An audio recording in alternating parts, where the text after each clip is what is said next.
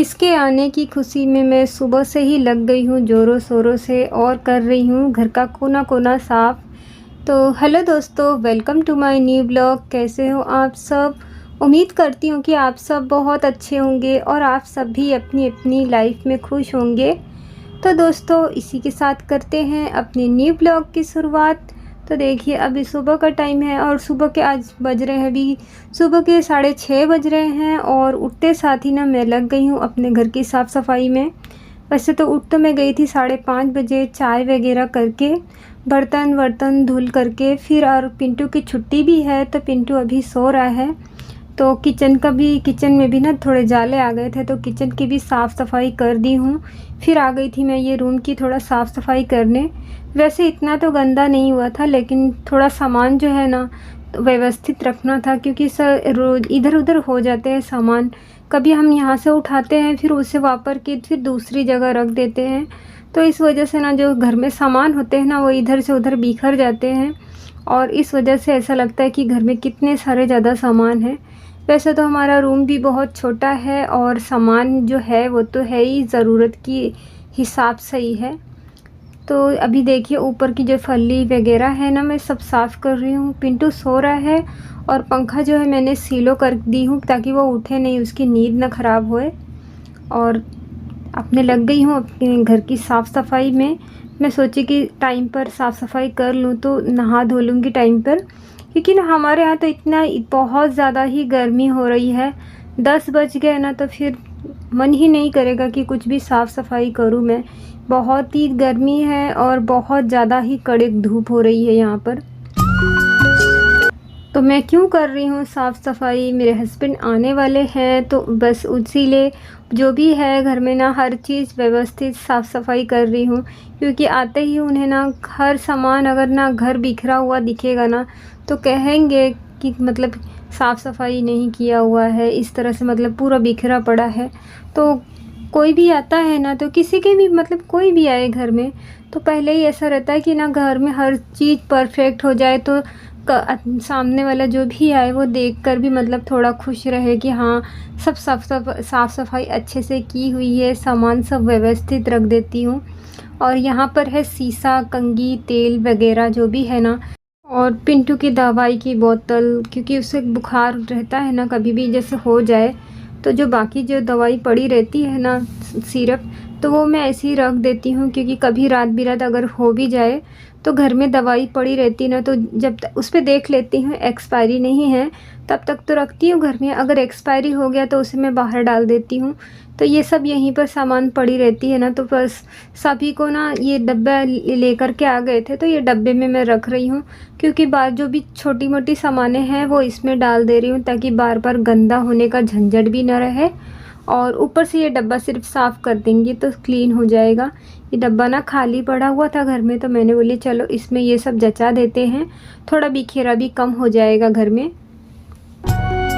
तो सुबह से ही ना आज मैं सब देखिए कितनी सारी मेरे घर में देखिए इधर सामने सामने ही ना 3 फल्ली लगी हुई है। क्योंकि जितना सामान है ना सब फल्लियों पर रखना पड़ता है और ज़मीन पर ना खाट के नीचे नहीं रखती हूँ। क्योंकि ना यहाँ पर जैसे कि गांव है, कच्ची ज़मीन है, तो ज़्यादा अगर खाट के नीचे सामान रहेगा ना तो सांप वगैरह निकलने का भी डर होता है यहाँ पर, तो सामान में मतलब घुस जाएंगे। तो इस वजह से ना फल्ली रहती है तो फल्ली के ऊपर ही ऊपर सब सामान रखा हुआ है। खाट के नीचे ना कुछ भी नहीं रखती हूँ, खाट के नीचे वगैरह सब जगह ना पूरा ही खाली रखती हूँ। झाड़ू भी निकालने में आसानी रहती है और मतलब कोई जानवर भी रहे तो दिख जाए। और शाम का टाइम था तो देखिए मैं बना रही हूँ, अभी दाल बना रही हूँ और सोची थी इसके साथ में बाटी बनाऊंगी, लेकिन हस्बैंड मेरे आ गए थे तो सुबह में आ गए थे तो फिर यही मैं शाम का उनका खाना बना रही हूँ। तो फिर उन्होंने कहा कि नहीं, दाल मतलब बाटी नहीं खाने का इच्छा है, रोटी खा लेंगे। तो ये दाल ना मैं दाल उबाल करके बना रही थी। कभी कभी तो डायरेक्ट ऐसे सब छमक देती हूँ और कभी कभी मन होता है ना तो मैं फिर इसे उबाल करके और अलग से ना छमक देती हूँ, फ्राई कर देती हूँ। तो देखिए दाल को उबाल ली थी और रख दी थी दाल को साइड में। तो दाल में ना थोड़ा सा नमक डाली थी मैं। अब कढ़ाई में मैं मसाला जा रही हूँ तैयार करने। तो जो भी दोस्त मेरे चैनल पर न्यू है तो प्लीज़ दोस्तों आप लोग वीडियो फुल वॉच कीजिए। पसंद आए तो प्लीज़ आप लोग मेरे चैनल को लाइक शेयर और सब्सक्राइब भी कर लीजिए आप लोग। तो ये तेल डाल देती हूँ और डाल देती हूँ अब मैं राई जीरा का तड़का लगा करके।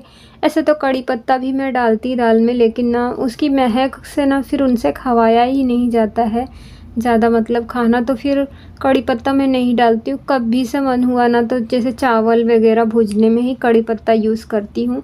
ऐसे तो हमारे यहाँ ना कड़ी पत्ते का झाड़ है, यहाँ बाजू में ही है, तो सांभर वगैरह बनाना होता है ना, चटनी, तभी लेके आती हूँ, वैसे नहीं लाती हूँ मैं। तो इसमें ना प्याज और लहसुन को अच्छे से भून लेती हूँ, एकदम लाल भून करके। फिर मसाला है, टमाटर है, सभी को डाल करके मैं अच्छे से पका लूँगी।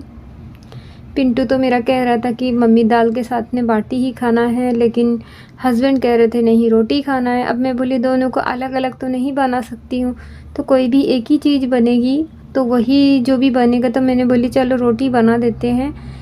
और मैंने सोची शाम को ना जैसे सुबह में राइस बना दूंगी, पिंटू को राइस बहुत पसंद है, सेजवान राइस। तो मैंने बोली सुबह में मतलब तुम्हारे मन का बना दूंगी, सेजवान राइस खा लेना।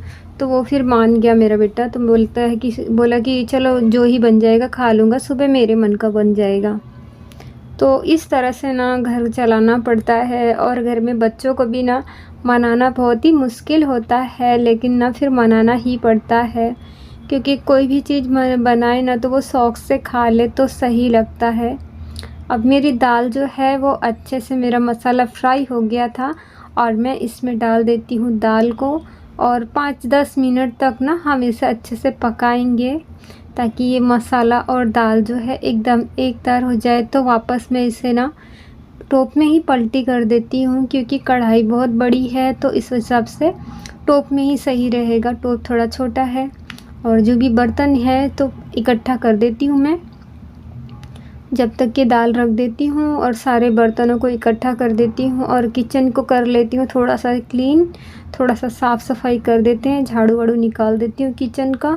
और बर्तन वगैरह है तो उसे भी धोना है मुझे, तो सभी देखिए यहाँ पर बिखरे पड़े हैं ना, तो ये सभी को पहले हटा देती हूँ।